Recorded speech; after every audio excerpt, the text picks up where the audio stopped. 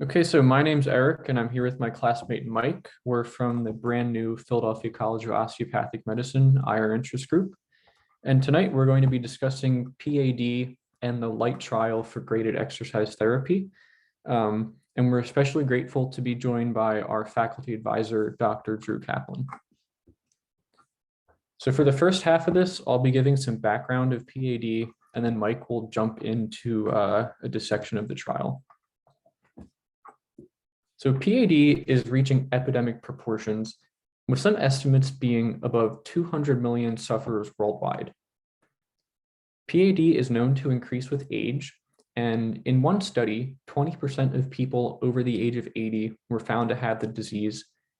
And it's been shown that PAD is twice as prevalent in African American populations than in people who are white or Hispanic. PAD spans a gamut of symptoms, with one study finding 20 to 50% of people with the disease being asymptomatic, 10 to 35% with intermittent claudication, that symptom we all hear about, and 40 to 50% present with atypical symptoms that I'll describe later. 1 to 2% of people with this disease have critical limb ischemia, or CLI, which is pain at rest, ischemic ulceration, or gangrene, and I'll get into that later. So overall, PAD is poorly recognized.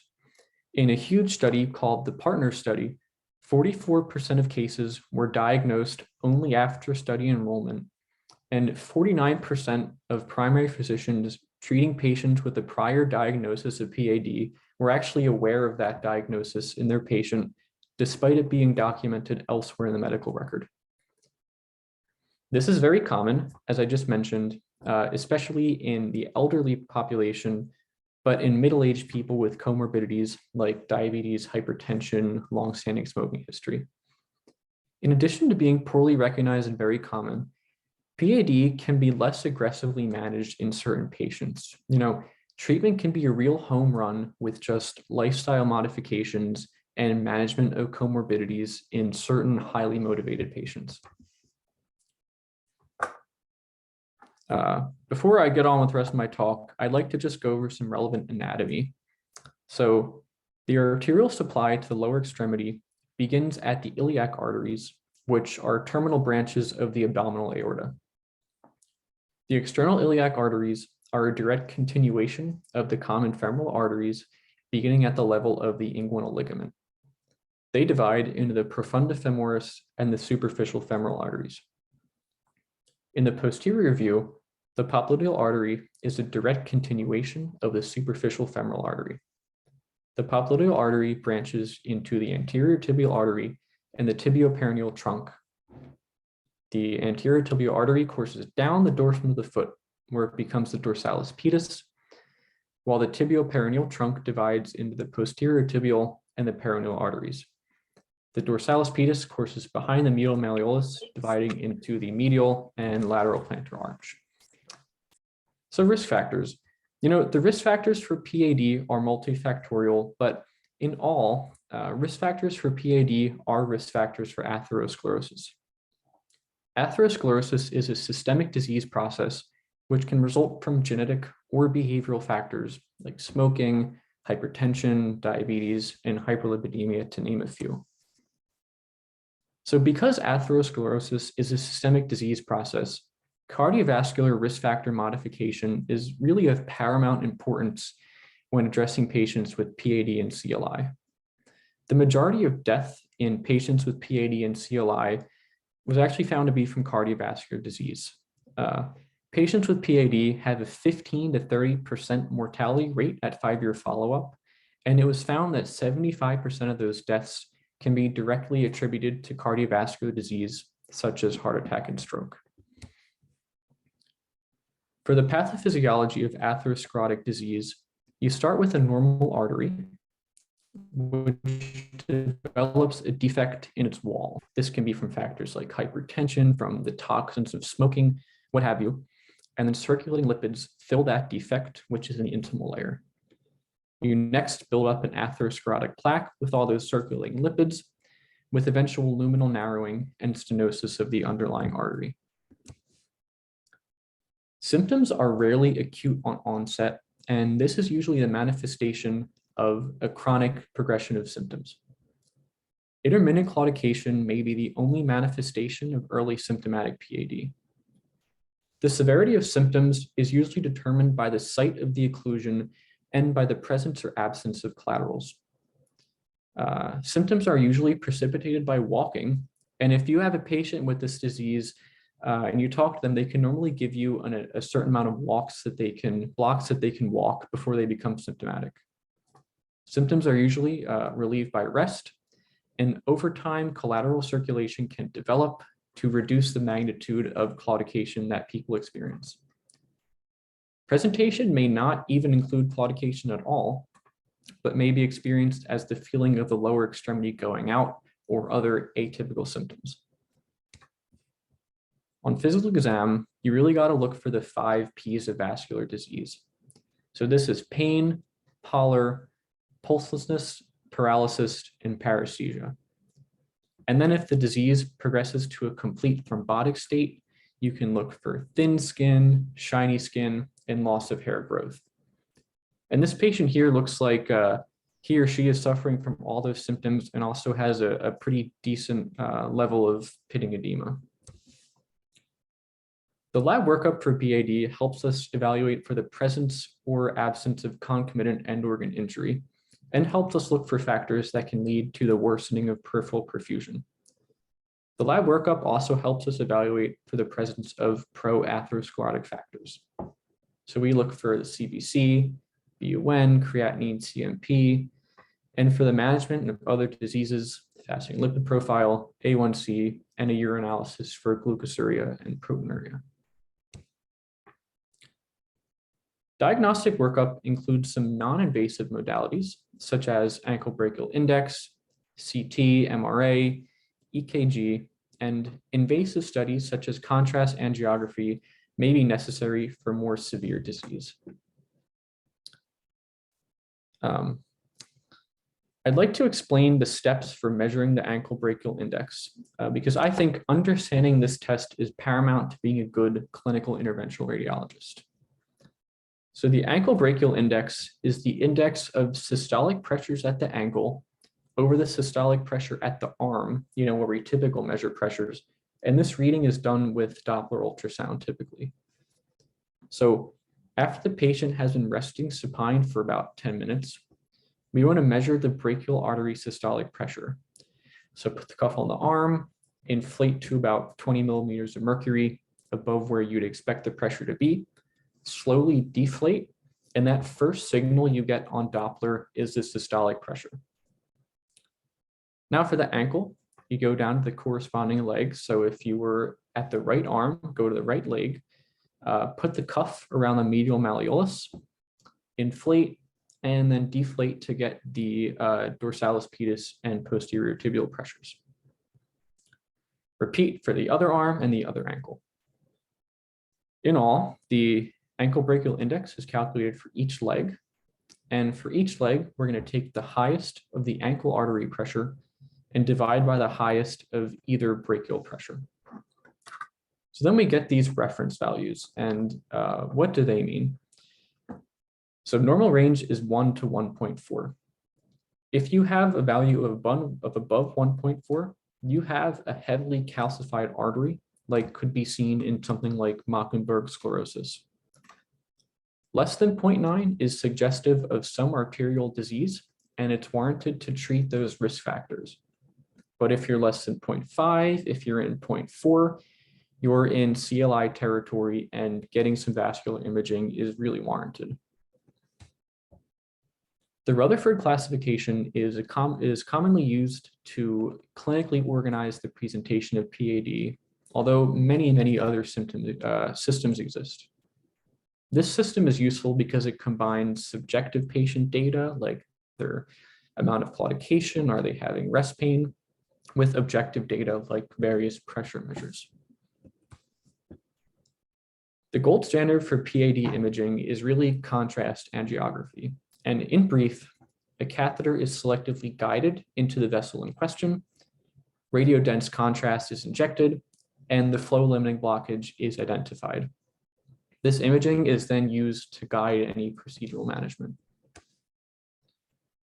Management of PAD always includes the reduction of cardiovascular risk factors.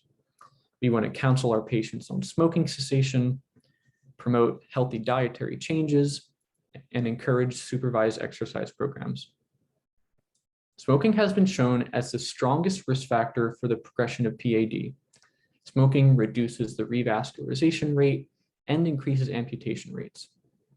If the patient has diabetes, we want to manage their A1C to less than 7. Exercise should be initiated in all patients. It increases blood flow, it increases angiogenesis, and it reduces the overall inflammation. For medical management, so this is kind of a complex one. Lipid-lowering high-dose therapy. This slows the progression of disease, can increase activity tolerance in patients, and reduces systemic cardiovascular events. This works by reducing inflammation, stabilizing the plaque, and even improving endothelial function. For antiplatelet therapy, we have drugs like aspirin and clopidogrel. This also decreases the overall risk of cardiovascular events, like heart attack, like stroke. Then we got to manage blood pressure. So in non-diabetics, we want to manage blood pressure to less than 140/90. And in our diabetic patients, we want to manage it down to less than 130/80. ACE inhibitors have been shown to be the preferred initial treatment. And if we can manage blood pressure, this is great for the patient. This reduces the overall risk of heart attack, of stroke, and just overall offers cardioprotective effects. We have anti-claudicants like cilostazol. This is an antithrombin 3 inhibitor. And cilostazol has been shown to increase exercise tolerance and decrease pain in as little as 4 weeks. There's another drug called pentoxifylline. This is a methylxanthine derivative, and data is a little bit hazy on this, but overall, it shows a lesser increase in exercise tolerance compared to cilostazol. So this is typically used as our second-line therapy. Then we have exercise therapy. Results have demonstrated great variability. Some suggest to do sessions for 30 minutes 3 times a week, but this is highly up for debate, and it's something that Mike will dive into next with the LITE trial. Now we have procedural management for PAD, which is usually in the form of percutaneous revascularization. This is indicated electively in cases of PAD where patients remain symptomatic despite really optimizing medical management, and urgently for cases of CLI if the patient has ischemic rest pain, ischemic ulceration, or gangrene that corresponds to Rutherford classification 4 and 6 respectively. Just some history on percutaneous angioplasty, because I think it's super cool. Dr. Charles Daughter, who's considered the father of interventional radiology, he performed the first percutaneous transluminal angioplasty in a patient named Laura Shaw. She was an 82-year-old woman who had gangrenous ulceration of the foot, but refused to get it amputated. The vascular surgeon had a good relation with Dr. Daughter and said, hey, look, can you try to do something? So Dr. Daughter was an angiographer by trade, and he identified a short segmental SFA occlusion in her.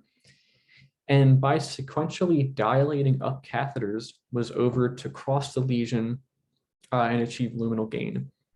This worked well, and follow-up angiography, as you can see at 3 and 6 months, is shown. She died 3 years later of congestive heart failure, and her famous last words were that she died walking on her own 2 feet. While surgical options are available, they're less optimal than the interventional options I'll describe. Most of these techniques begin with subintimal angioplasty. This is a technique used to cross the lesion where a wire is advanced through the intima of a blood vessel beyond the occlusion, which effectively crosses it, because remember, this is intimal disease. After you've effectively crossed the lesion, you can do things like angioplasty and stent placement to really open it up. Angioplasty balloons achieve luminal gain by controlled iatrogenic wall injury. This works by longitudinal and radial plaque redistribution, arterial expansion, and redistribution of the media in some cases. Balloons have some important technical specifications that are good to know when you're in the IR suite that I'd like to describe. So there's the nominal pressure, which is the pressure at which the balloon reaches its labeled diameter. The rated burst pressure, which is the pressure at which 99% of balloons will not burst with a 95% confidence interval. And compliance, which is change in diameter as a function of inflation pressure. Most balloons we use are non-compliant, meaning they maintain a fixed diameter even with increasing pressures. But balloon angioplasty is not without complications. These complications can be intraprocedural. You can dissect the vessel, rupture the vessel, and balloons themselves can burst, albeit in a very controlled and specifically engineered fashion. Complications can happen late too. And because of all this vessel trauma we exert on the wall, this can lead to neointimal hyperplasia and eventually restenosis. Attempting to mitigate for this restenosis caused by mitogenic factors, balloons can come coated with drugs like paclitaxel, which inhibits microtubules, in all inhibiting smooth muscle proliferation to prevent restenosis caused by this neointimal hyperplasia. We also have stents, which are rigid metal scaffolding, and they again can be drug-eluting to mitigate restenosis. However, stent placement inhibits some of the normal arterial movement, especially during dynamic motions of compression, flexion, and torsion. This can lead to stent fracture over time, especially if they're placed in areas of high torsional or compressive stress, like the common femoral artery, the proximal superficial femoral artery, and the popliteal artery. And of course, you have all the complications associated with arterial access, like pseudoaneurysm, groin hematoma, and AV fistula. And that applies for balloon angioplasty too.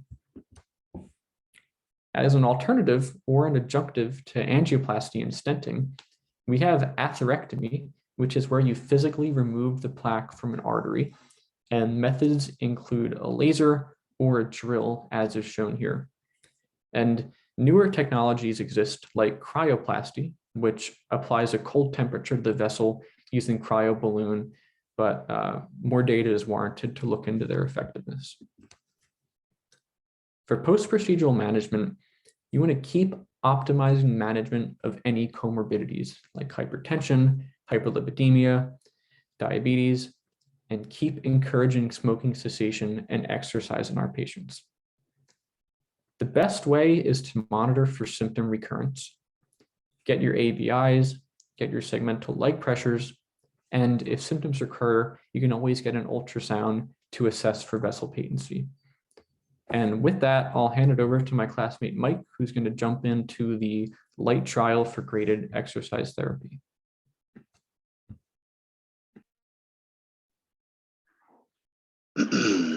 Great job, Eric. I'm going to share my screen here.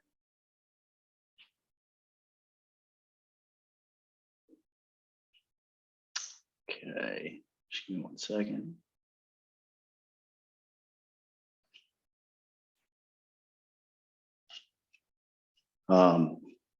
Yeah, Eric, is everything good? Can you guys see this correctly? Good. Yep, we can see it. Looks good. All right, perfect. Yeah, so thanks for being here tonight, guys. I'm Mike Harnett, as Eric said, MS4 at PCOM. Again, Eric, great job on the first half of that presentation. Everyone else, we're going to get into the low intensity exercise intervention in PAD, also known as the LITE trial. And this is specifically studying the effect of low intensity versus high intensity home-based walking exercise on walk distance in patients with PAD. So as the title tells you, basically we're looking at low intensity groups versus high intensity exercise groups. This is home-based, not supervised walking exercise. And the outcome that we're measuring is walk distance, just to set the scene for what this trial is about. Okay, so for the overview. Quickly, I did want to get into the current guidelines for structured exercise therapy as it relates to PAD, just to get an indication of where things are at, what's recommended, what the current literature supports, and also builds into the rationale for the study, which I'm going to get into in the clinical question. From thereafter, it's going to go, a basic outline for any type of a journal club presentation on an article. Going to get into the methods and designs, going to get into the outcomes, statistical analysis, results, limitations and future directions. I also have a slide on just key take-home points that I thought were important from this trial that I hope you guys, could take away at the very least those things by the end of this presentation. And of course, I got some questions for you guys. Initially, I was going to, intermix some questions here and there. I thought it's best just to save it at the end, but I'll definitely try to cue you in on areas where I do want to address questions. So, you can just have a way to kind of retrieve that or think about those slides, as we're going through this.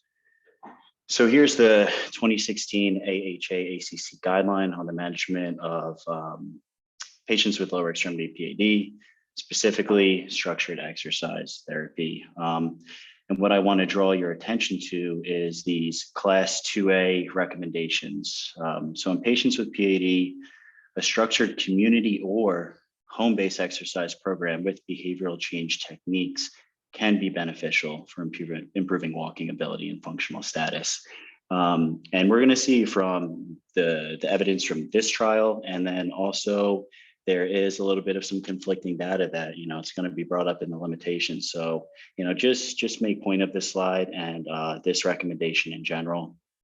Also, in patients with claudication, alternative strategies of exercise therapy, specifically low intensity walking that avoids this moderate to maximum claudication while walking can be beneficial for improving ability and functional status. Again, let's see what comes from this trial, and does that support or kind of further refute, and maybe there might need to be some reconsideration. Other than that, I mean, they're both class 1, class 2A recommendations, and they have high quality level of evidence supporting it. So there's clearly strong evidence that supports structured exercise therapy. However, there are problems with, for instance, adherence. When you're going through these high intensity exercise training protocols, what you're doing is eliciting this moderate to maximum claudication pain. And this is a barrier for adherence. Generally these patients might not be willing to, go that distance, especially on a regular basis. So we have to keep that in mind. Also, problems with costs and coverage. Medicare, Medicaid, they do cover up to 36 sessions of structured exercise therapy over a 12-week period. Thereafter, it's kind of up to their discretion. I don't really have experience in terms of, what happens after that. But I'm sure, with a motivated physician, motivated patient, they probably can extend that time, but nonetheless, it is still a barrier that comes into play. And there's also logistical barriers. With coverage for these sessions, it has to be at an outpatient setting or a physician office. So now we need to think about transportation of patient to and from these services, whether it's feasible for them to do that. Think about this, 3 to up to 5 times a week that they're doing this. It's not just necessarily one time a week, especially for more viable results. And based on the recommendations on this guideline, unsupervised walking programs are not effective. That's not to say that that's, again, what this study is looking at is a little bit more of a modified home-based. So we're going to get into that.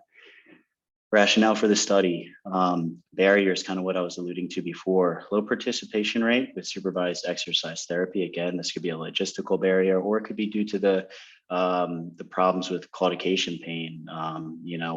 As this exercise-induced ischemic leg pain can contribute to poor adherence. So their proposal was, okay, let's set up this supervised to home-based transition model, going from in a clinic to more of a home-based setting. And it's going to be reinforced with well-validated behavioral coaching model, virtually through this study via telephone and using biofeedback device, which I'll get into. And another proposal was, let's take a look at low intensity walking exercise programs instead, because their thought here was the high intensity leads to poor adherence, maybe low intensity, more adherence, better outcomes. So that's what we're thinking about here. No prior studies have tested, I should say, home-based low intensity exercise and how this may improve functional performance with patients with PAD. No prior study used these mobile devices to help PAD patients self-monitor exercise activity or intensity. And I think this is huge. I think this is key even just for future studies in general, or just integration into practices, having biofeedback devices for patients to really monitor and create a really solid game plan. Hopefully more of that is soon to come. And no prior study has done this more longitudinal 12-month home-based exercise intervention. And also no other study tested whether low intensity exercises reduces calf muscle oxidative stress or increases calf muscle mitochondrial function. So I'll go into, we'll get into how that's measured too. Here's the clinical question. Really what I kind of dumbed it down to is low intensity home-based exercise intervention for a PAD, not only a viable option, but a better one. And that's kind of their question here. Does low intensity home-based walking exercise intervention improve 6-minute walk distance more than high intensity and more than a non-exercise control? I did also want to share this figure right here. This is from the supplemental article attached to this study, but it gives a good idea for their mindset and their, again, their rationale, what they were thinking, what they were kind of hoping to see from this. So that's why I wanted to include this. So of course we have lower extremity PAD, ischemic leg pain while walking, functional impairment. You dish off to a control group that's no intervention. What do you see, or what you would think to see, is continued decline. Now with the high intensity ischemic pain group, low adherence because of the claudication pain, right? They can't get through that, and also increased calf muscle oxidative stress, leading to tissue damage. Ultimately, is what kind of the prior literature that they're basing this off of, and you only see at best slight improvement or maintenance of functional performance. What they're kind of proposing here, what they're looking to see, is maybe low intensity, high adherence to exercise. They're doing more minutes, they're doing more days per week, and you're also not going to the point of ischemic leg pain. So potentially preservation of any type of oxidative damage. And what do we see? Clinically meaningful improvement in functional performance. So again, this is more so, it's not in the actual article, it's in the supplemental stuff, just to get a better idea of where they're coming from. Methods and design. So we had a multi-center RCT with 3 parallel groups. The low intensity home-based group, the high intensity home-based group, and the non-exercise control group. This is a 4-year enrollment period, and the final follow-up was 9 months after that. So a pretty long study. Could have been in part due to COVID, that extended a little bit longer, but nonetheless, pretty exhaustive study. Recruitment, data registry, advertising, postcards, and they also connected with PAD patients who have, worked in other PAD trials that expressed interest in future studies. So that's kind of how they were able to recruit participants. And then for interventions over that 12-month duration, we have weeks 1 through 4, all 3 groups visiting a medical center weekly. Thereafter, the intervention was basically the 3 groups via delivered by telephone, in terms of how they were, caught up with and how data was relayed. So inclusion and exclusion criteria. Inclusion criteria is pretty straightforward. And again, this kind of goes back to what Eric was talking about with ABI. At what ABI do we see PAD or deem it PAD? So for here, less than or equal to 0.9 in either leg, you're included into the study. Now, if it's between 0.9 and 1.0 at baseline, but ABI dropped by 20% or greater following a heel rise test, then they were also included in the study.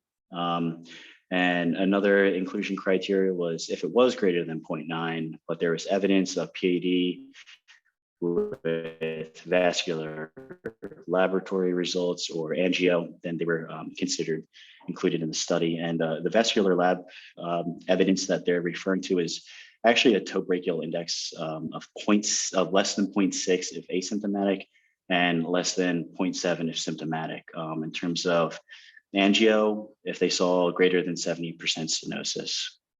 Exclusion criteria, any major amputations, whether it's AKA, BKA, critical limb ischemia, foot ulcer, all these things are going to heavily impair their ability, to move forth with this, move forth with the interventions that were used here. So obviously they have to be excluded.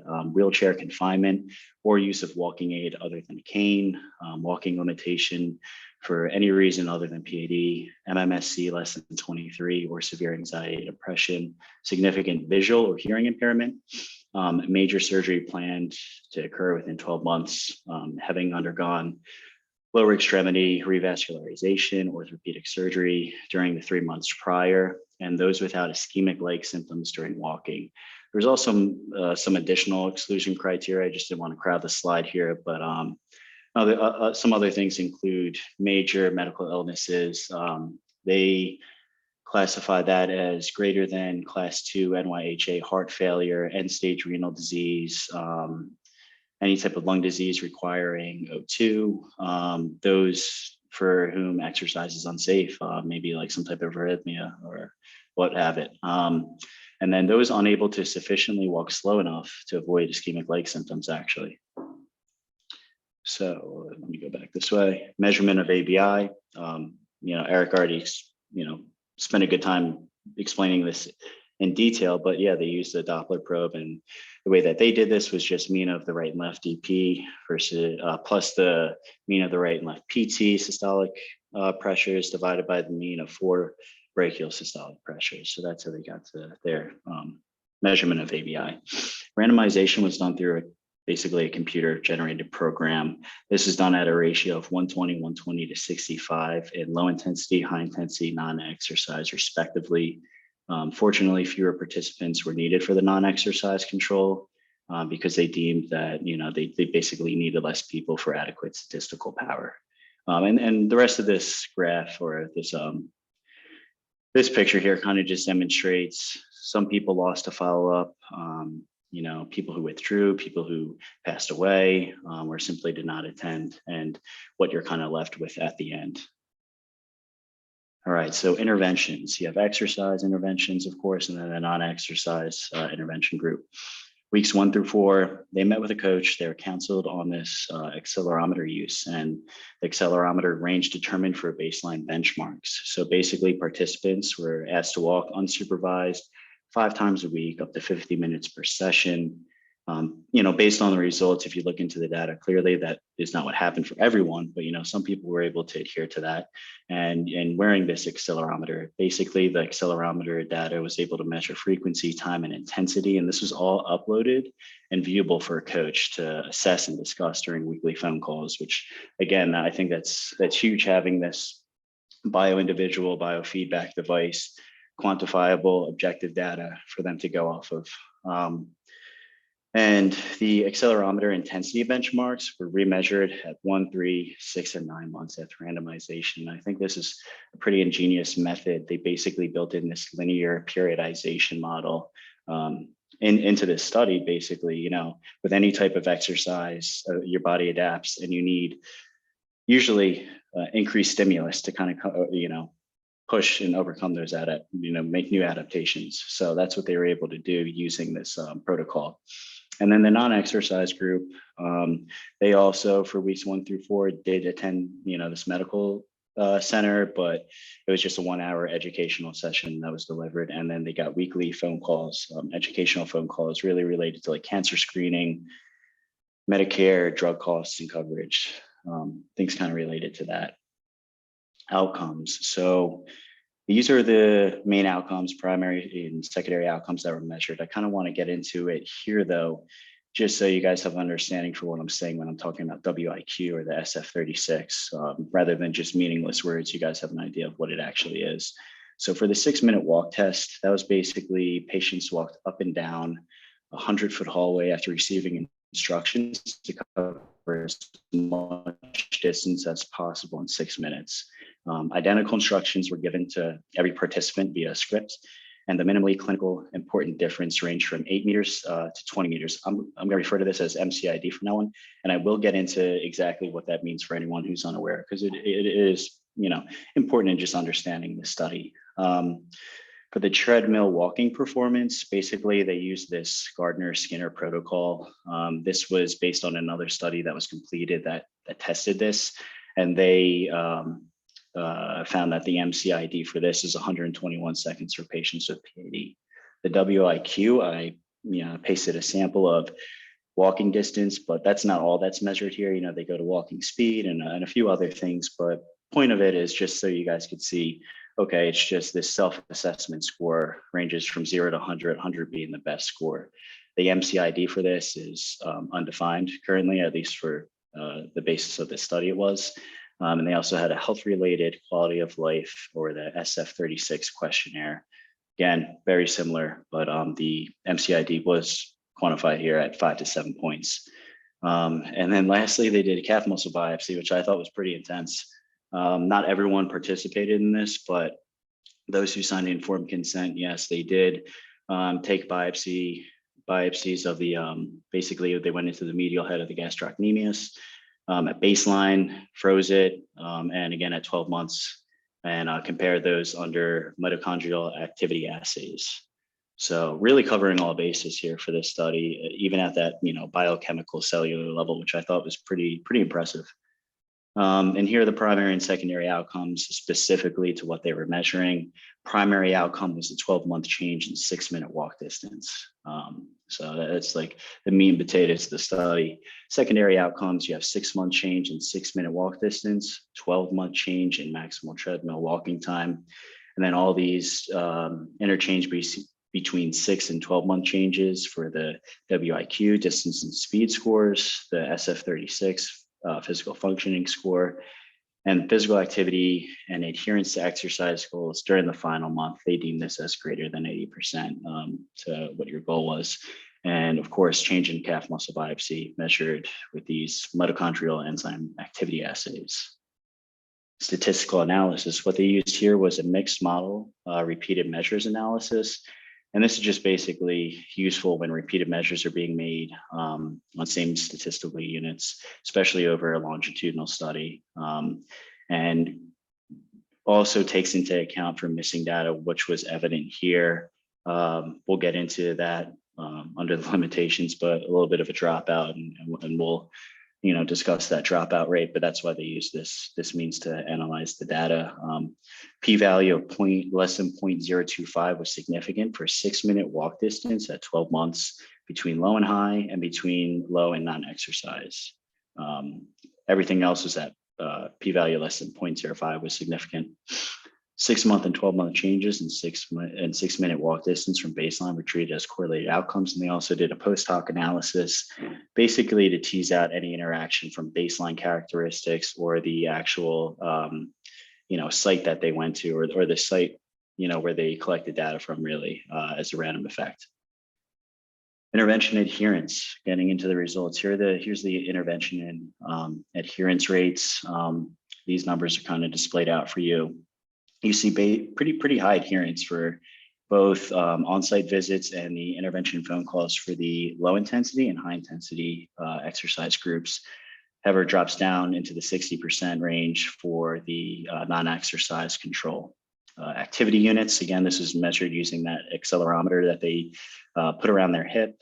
And as expected here, mean intensity was lower in the low intensity group and higher in the high intensity group at 728 activity units and 1,584 activity units respectively. So that's good though, because that's what they wanted. You want to make sure that the low intensity isn't getting into that high intensity range, and also the high intensity is exercising at a high enough intensity.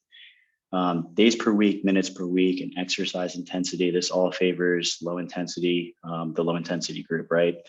Kind of what that proposal was in the beginning. So the mean days, 3.5 days versus 2.8 days in terms of days exercise per week, low intensity versus high intensity. Low intensity group also had greater minutes per week, 145 versus 77 minutes. And they were able to more consistently hit their target exercise intensity, 92% versus 63%. Here's that primary outcome we were talking about on 6-minute walk time at 12-month follow-up. What I've highlighted here within group changes and between group changes, kind of nicely just written out for you over here too. So significant difference in 6-minute walk time from baseline to 12-month follow-up only in the high intensity group. So that's the only within group change that was significant, was in the high intensity group. Significant difference in 6-minute walk time between the low intensity versus high intensity and the high intensity versus non-exercise control group. However, there is no significant difference between low intensity versus the non-exercise control group. Here's a figure in the article basically representing that. And here we're talking about 12-month change in 6-minute walk time versus the mean activity units. As we alluded to before, the mean activity units higher in that high intensity group, as depicted with, these little dots kind of clustered around at a higher rate, and also the box plot here. And we also have a higher, change in the high intensity group. And this is where I kind of want to get into that MCID value. So MCID is the smallest change in an outcome that a patient would identify as important. More subjective to the patient, gives them a little bit more, it gives a little bit more say for how the patients are feeling these changes. Offers a threshold which outcome is experienced as relevant by the patient, kind of following up on what I just said. So basically what happens is when you're cooking these numbers, and you might have something that's statistically significant just based on a large sample size. However, the clinical outcome is rather irrelevant. So that's why this MCID value is incorporated. And the reason why it's 8 meters and 20 meters was actually based on a study done by this PI McDermott. She has a bunch of PAD work out there I found. And this was, published in the Journal of Vascular Surgery back in 2020. So before that, it was actually, and at the start of the study, it was actually 20 meters and 50 meters. So kind of like take that for what it is. But this was the range that was deemed to have that, either small or large improvements for change in walk distance. Here's another graph kind of representing very similar thing. These lines delineate the degree of improvement and that 6-minute walk time, right? So clustered here, you could see a large, basically in the orange bars, there's more that are upticking than downticking. And that's kind of showing that there is more progression than regression versus these other groups. So that's kind of how we're interpreting the graph. Same thing over here with the box plot, kind of, again, delineating the same thing, that you have a higher change in this 6-minute walk time for a 12-month follow-up. Secondary outcomes. I thought that this might be the best way to just kind of compartmentalize everything onto one slide and kind of just have it nice and focused for you guys, because in the actual article itself, it's a little confusing trying to read all this stuff. So I tried to do the best that I could just to lay it out there for you. You have low intensity versus non-exercise control, low intensity versus high intensity, and high intensity versus non-exercise control when we're measuring these secondary outcomes. So for the low intensity, we see for the low intensity versus non-exercise control, we see low intensity significantly improve the WIQ distance and speed scores, along with the SF36 physical functioning score compared to control. However, did not significantly improve 6-minute walk distance at 6-month follow-up, and also did not significantly improve maximal treadmill walking time at 12-month follow-up. Kind of interesting here, low intensity significantly improved WIQ distance score compared to high intensity. So again, that score was significantly higher in the low intensity versus the high intensity, even though the quantifiably, the high intensity was greater. So it's just interesting, and we could talk about that later in the discussion part. Also, low intensity was significantly less effective for improving 6-minute walk distance at 6-month follow-up, and significantly less effective for improving maximal treadmill walking time compared to high intensity. Now, when we're looking at the high intensity versus non-exercise, basically, these differences are at 12 months and 6 months. You see significant improved 6-minute walk distance, maximal treadmill walking time, WIQ speed and distance score at the 12-month, and then at the 6-month, you see significantly improved 6-minute walk distance, WIQ distance and speed scores compared to the non-exercise. I did want to throw this in here too. calf biopsy. So we had a total of 47 participants that went through with this, and there was no significant effect of either exercise group on biopsy outcomes. Strengths and limitations to this trial. So starting out with the strengths, this is a multi-center, big RCT trial, which increases the generalizability to the study. There is also continuity between the PAD demographic population and this study population cohort. As Eric was alluding to before, a large percentage of the PAD population, African-American adults, and that's also, what was seen in this study. There's a larger representation from African-American adults in this study. Equipment in this study showed great promise too. Such tactics can be realistically employed to patients. And again, this is bio-individual. It's nice to see that, because it's not just, okay, hit these many activity units week 1, week 2. No, they're using, based on this feedback that they're getting, to kind of tailor and cater what that intervention needed to be for each specific patient, which is realistic. Because if this were to be a patient that you're dealing with in clinic, you're not just going to prescribe them, a certain exercise therapy, because they might not be able to meet that demand, or they might already be surpassed that demand. So, realistic implications here. Limitations, dropout rate pretty high, 18%, did not follow up for that 12-month mark. There's also some missing data due to COVID-19. I think this was specifically for the treadmill data. And then there was also low adherence to telephone calls in the non-exercise control group. And this is what I kind of was talking about before with the guidelines, right? Talking about home base, high intensity is recommended, but while they were creating this study, there was another study that came out, the Honor trial back in 2018, that kind of shows conflicting data with home-based high intensity. And again, this was published through McDermott being the PI, so it's just interesting to see that. But nonetheless, you had an exercise intervention group versus, and basically the almost the same protocol, and versus a usual care group that received no on-site sessions. And basically what they found from that was home-based exercise intervention consisting of wearable activity monitor and telephone coaching compared to usual care did not improve walking performance at 9-month follow-up. So it definitely, there's work that needs to be done.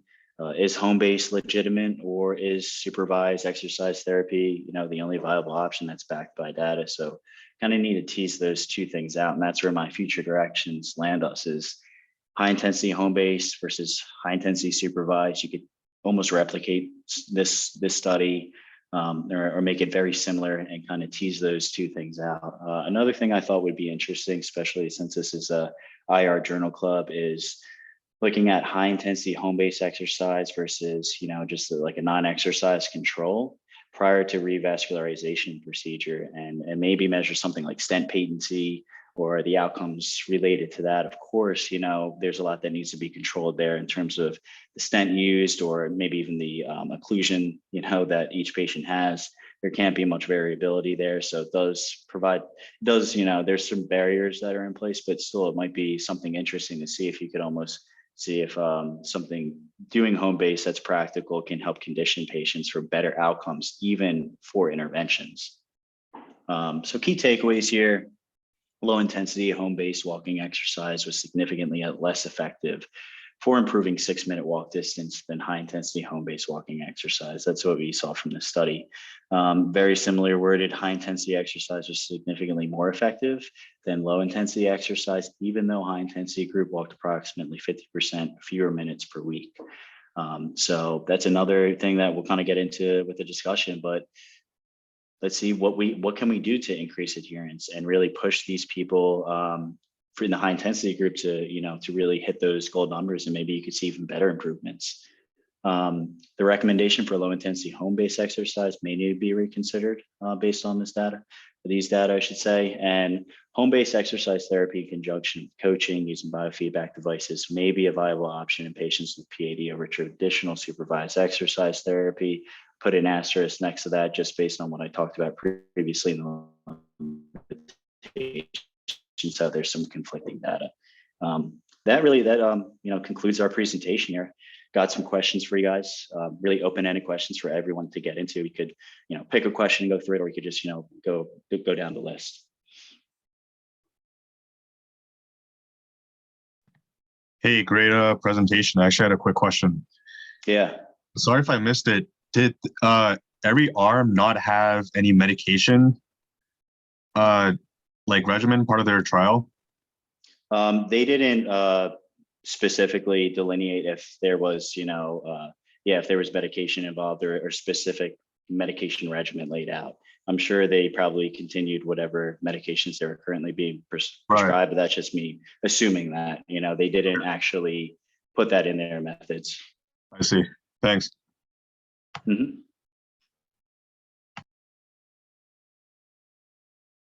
So I guess we could get into some of these questions, unless does anyone else have questions that's unrelated to these questions here? I just have a question. Dr. Caplin, thank you so much for joining us. How do you manage this with patients in clinic, and especially with patients who are, say, non-adherent or who won't quit smoking? It's frustrating. I think peripheral arterial disease and oncology, you know, are very similar. You are really trying to just decrease the slippery slope as much as possible, with very few people ever being quote unquote cured.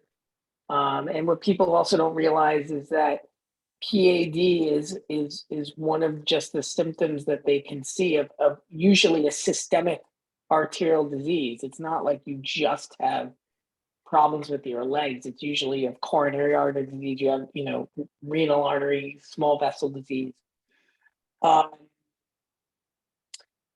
You know, unfortunately, smoking is an addiction, and you know, the overwhelming majority of people cannot just make that lifestyle change, and you really just have to do your best. I mean, but and you have to try and connect with a patient on their level. Some people want cheerleaders, some people want drill sergeants, some people want, you know, shoulders to cry on, and you just have to figure out what your audience is, you know, in order to reach them. But I imagine you guys could all look in your personal lives, whether it's exercising more or eating better or getting enough sleep or any of the hundreds of gazillion things that we know we should do that we don't, like making those changes to your life and having them be durable is super hard. And even more so when you're dealing with an addiction like smoking. And it's not just about the nicotine, it's about all of the activities that you associate with smoking. Mm-hmm. And, you know, you get up and you have your morning cup of coffee, your cigarette, and your newspaper every day. Like, it's just, that's your life. And it's hard to take that away from someone. I mean, most of the time it usually takes them having some sort of life-changing sort of scare that gets them to wake up. Thank you. That's super Yeah. insightful. Thanks for the presentation, guys.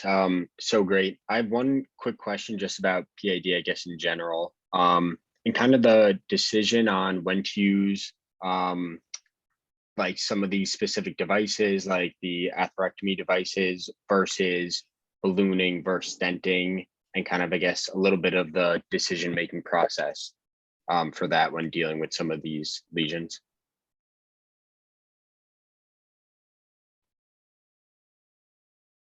I mean, I can answer that. A lot of it has to do with people's practice. It also has to do with relationships with referring physicians. I mean, we are friendly with vascular surgeons, and it's really interesting to see the difference in outlook between IR and vascular surgery when it comes to doing stuff like this.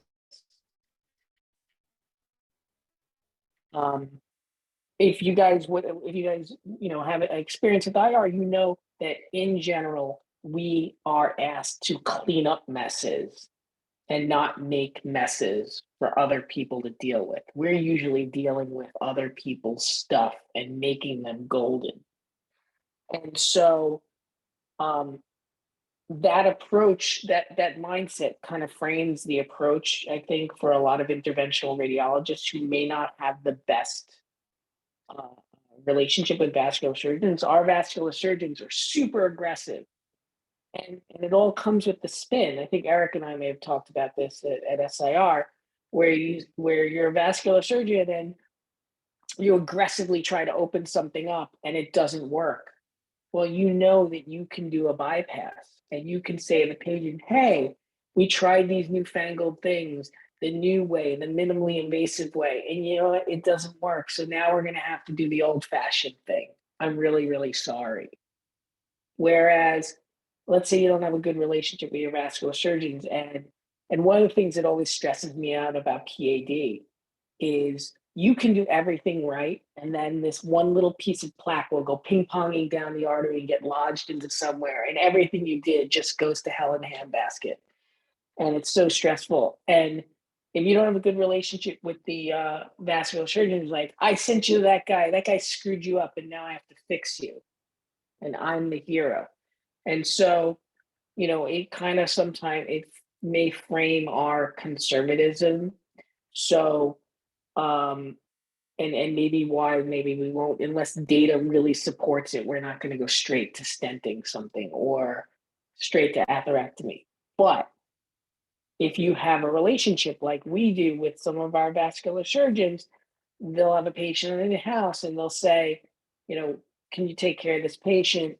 And we'll discuss what we think are the best treatment options, whether we think, because of the configuration of the plaque and how narrow it is, whether an atherectomy device would be better, because of the location, like in SFA, where it's all twisty and bendy, you may not want to put a stent. So you'll try and do atherectomy and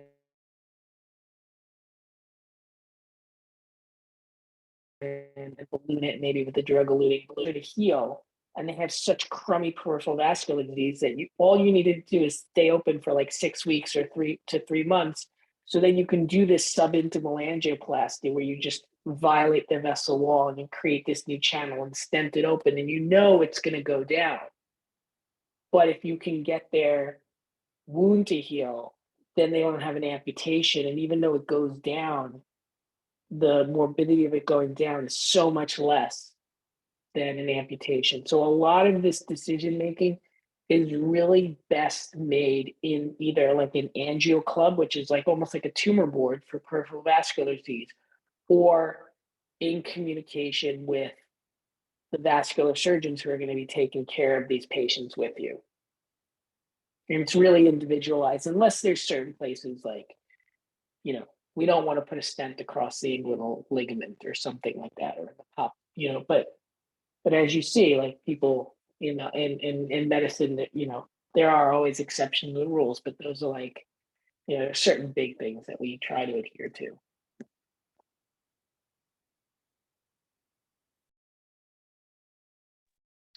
I guess just to follow up on that regarding PAD, especially for us medical students and IR hopefuls, because Eric and I were talking about this, but is it generally that PAD training is still available widely, at these residency programs?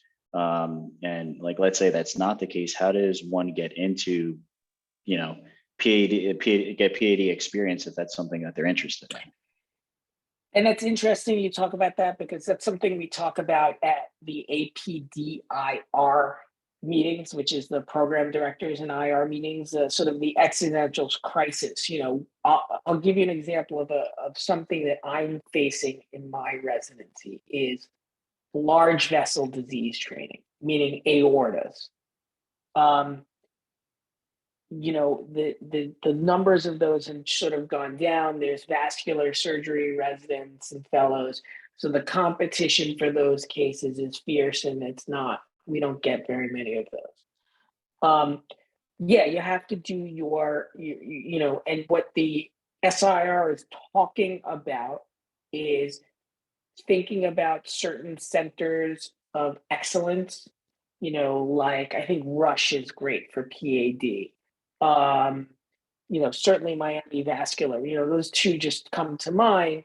Um, Setting up where you have sort of maybe mandatory away rotations or even just post IR residency fellowships in those things at centers of excellence. Um, but you have to do your research. Like I can tell you, our residents get PAD experience. We have an outpatient endovascular center, which is a joint venture with vascular surgery and us. And our residents go there for months at a time and they love it. And it doesn't matter whether, you know, it's Monday, Wednesday, Friday is vascular surgery, and Tuesday, Thursday, it's IR. That's your rotation. You're there all 5 days. So they end up with a lot of like of the peripheral vascular stuff and dialysis interventions because that's what the vascular surgeons do.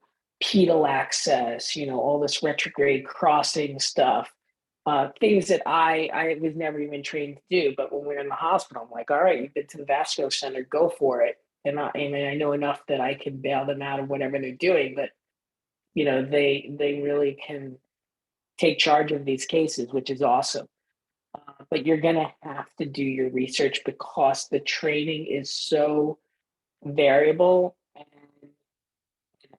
the turf is competition is fierce um and unfortunately, you know, vascular surgeons are the gatekeepers, you know, of these patients. It's, you know, the hard you as you guys probably know, one of the hardest parts about interventional radiologists is our marketing because we don't own an age or an organ system or a body part. Absolutely.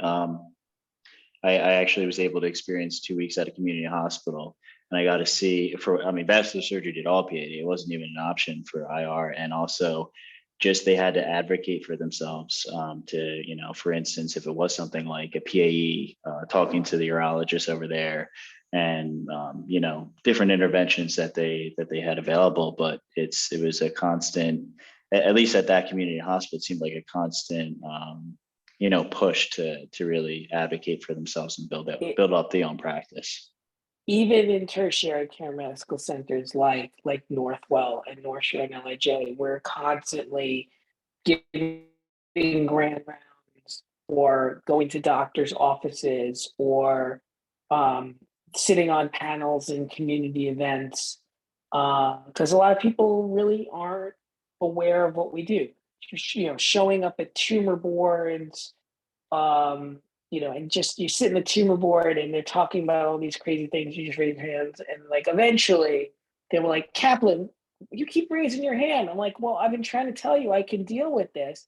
And they're like, how can you deal with this? And then, you know, after a while they just get you to shut up. They throw you a bone, and then they realize that like you can make the crappiest thing turn out gold.